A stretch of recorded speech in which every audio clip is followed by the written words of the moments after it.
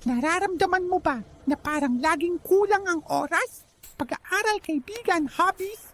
Ang paano pagsasabayin ng lahat ng hindi napapaliw? Isipin mo ang buhay mo na parang The Sims. Mayroon kang mga needs bar para sa lahat. Pag-aaral, social life, at hobbies. Kapag isa dito ay pula, stress agad ang moodlita mo, di ba? Madalas focus lang tayo sa isang bagay. Puno ang homework bar, pero empty na ang social at fun bars.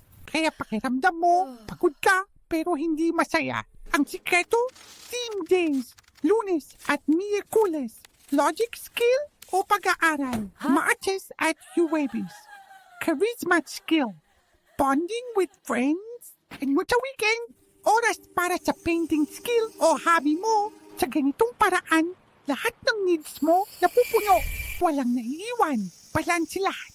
Tandaan, ikaw ang player ng sarili mong buhay, kaya mong i-manage ang needs mo para mag-level up.